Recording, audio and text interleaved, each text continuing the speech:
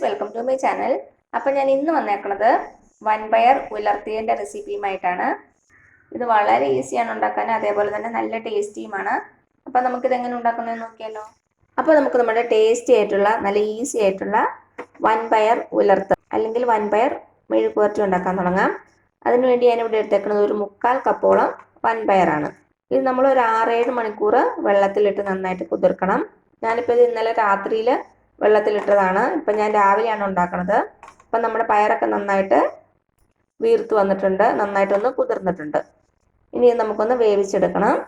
നമുക്കൊരു കുക്കർ എടുക്കാം. ഇപ്പം എന്താ ഞാനൊരു കുക്കർ എടുത്തിട്ടുണ്ട്. നമുക്കതിലേക്ക് നമ്മൾ കഴുകി വൃത്തിയാക്കി വെച്ചിരിക്കുന്ന വൻപയർ ഇട്ട് കൊടുക്കാം. നമ്മുടെ പയറെല്ലാം കുക്കറിലേക്ക് ഇട്ട് കൊടുത്തു. ഇനി ഇതിലേക്ക് നമുക്ക് കുറച്ച് ഉപ്പ് ചേർത്ത് കൊടുക്കാം. ഇപ്പോൾ കുറച്ച് ഉപ്പ് ചേർക്കാം, കുറവാണെങ്കിൽ നമുക്ക് പിന്നെ ചേർക്കാം. ഇനി ഇതിലേക്ക് നമുക്ക് ആവശ്യത്തിനുള്ള വെള്ളം ഒഴിച്ചു കൊടുക്കാം. പയർ വേവാൻ ആവശ്യമായിട്ടുള്ള വെള്ളം ഞാനിപ്പോൾ ഇവിടെ ഒരു 1/4 കപ്പോളം വെള്ളം ഒഴിച്ചിട്ടുണ്ട്. പയർ മൂടിക്കിടക്കുന്ന വിധം വെള്ളം ഒഴിച്ചു കൊടുക്കുക. ഇനി നമുക്ക് അടച്ചു വെച്ചിട്ട് വേവിക്കാം. നമ്മുടെ കുക്കർ അടച്ചു വെച്ച് കൊടുത്തു. ഇനി മീഡിയം ഫ്ലെയിമിൽ ഒരു 2 അല്ലെങ്കിൽ 3 വിസിൽ. ഇപ്പോൾ ചില പയറിന് വേവ് കൂടുതലുണ്ടാവും, അപ്പോൾ വിസിലിൻ്റെ എണ്ണം വ്യത്യാസം വരും കേട്ടോ. അതൊന്ന് ശ്രദ്ധിച്ചോണം. അപ്പോൾ ഞാൻ തീ ഓൺ ചെയ്തു. ഈ മീഡിയം ഫ്ലെയിമിൽ വെച്ച് 2 അല്ലെങ്കിൽ 3 വിസിൽ. അപ്പോൾ ഇത് ഇവിടെ ഇരുന്ന് വേവട്ടെ, അതുവരെ നമുക്ക് വെയിറ്റ് ചെയ്യാം.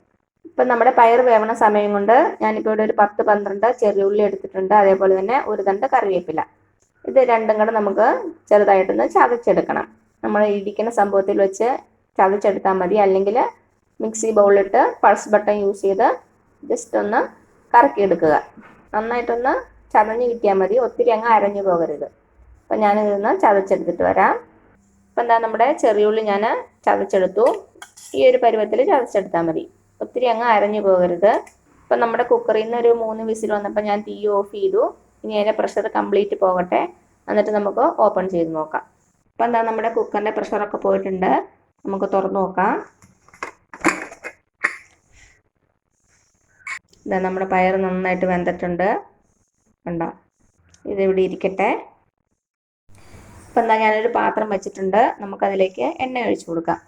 വെളിച്ചെണ്ണ തന്നെ യൂസ് ചെയ്യുന്നതാണ് നല്ലത്, ഒരു നാടൻ റെസിപ്പി ആയ കാരണം.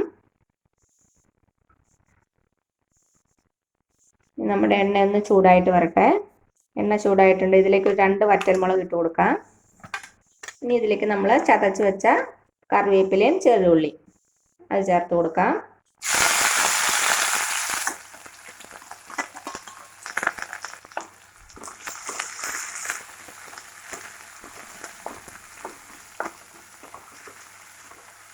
നന്നായിട്ട് വഴറ്റി കൊടുക്കുക.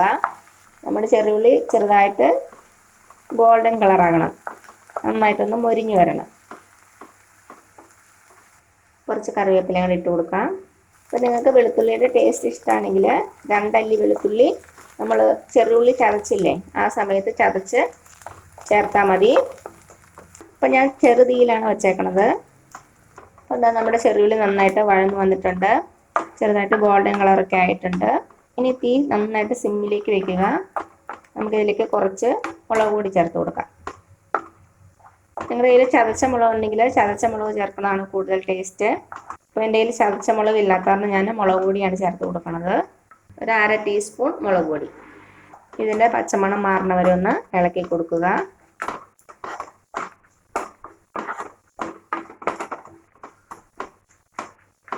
അപ്പം നിങ്ങളുടെ എരിവിനനുസരിച്ച് മുളക് പൊടിയുടെ അളവിൽ വ്യത്യാസം വരും. ഇപ്പം നമ്മുടെ പൊടിയുടെ പച്ചമണമൊക്കെ മാറിയിട്ടുണ്ട്. നമുക്ക് ഇതിലേക്ക് നമ്മുടെ പയർ വേവിച്ച് ചേർത്ത് കൊടുക്കാം.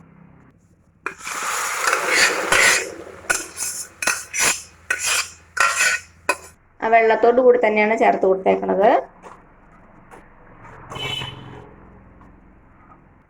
നന്നായിട്ട് മിക്സ് ചെയ്ത് കൊടുക്കാം.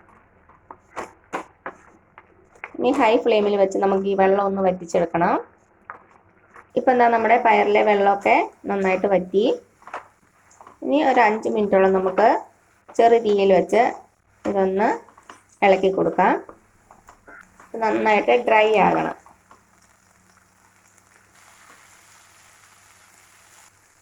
ഉപ്പൊക്കെ ഒന്ന് ചെക്ക് ചെയ്ത് നോക്കുക, കുറവാണെങ്കിൽ ചേർത്ത് കൊടുക്കാം. എനിക്കിപ്പോൾ ഇവിടെ ഉപ്പ് കറക്റ്റാണ്. ഇപ്പം നമ്മുടെ പയറിലെ വെള്ളമൊക്കെ വറ്റി നല്ല ഡ്രൈ ആയിട്ടുണ്ട്. ഇത്രയും മതിയാകും. ഇനി നമുക്ക് തീ ഓഫ് ചെയ്യാം. എന്നിട്ടൊരു സെർവിങ് പാത്രത്തിലേക്ക് മാറ്റാം. അപ്പോൾ അതാ ഇത്രയേ ഉള്ളൂ നമ്മുടെ ടേസ്റ്റി ആയിട്ടുള്ള വൻപയർ ഉലർത്തിയത് അല്ലെങ്കിൽ വൻപയർ മെഴുക്കുവരട്ടി. നല്ല ഈസി അല്ലേ ഉണ്ടാക്കാൻ. അതേപോലെ തന്നെ നല്ല ടേസ്റ്റിയുമാണ്. ചോറിൻ്റെ കൂടെ നല്ലൊരു കോമ്പിനേഷനാണ്. അപ്പോൾ എല്ലാവരും ഒന്ന് ട്രൈ ചെയ്ത് നോക്കുക. എന്നിട്ട് അഭിപ്രായങ്ങളൊന്നും അറിയിക്കാൻ മറക്കരുത്. അപ്പോൾ നിങ്ങൾക്ക് വീഡിയോ ഇഷ്ടമായാൽ താഴെ കാണുന്ന ചുമന്ന സബ്സ്ക്രൈബ് ബട്ടണിൽ ഒന്ന് പ്രസ് ചെയ്ത് സപ്പോർട്ട് ചെയ്യണേ.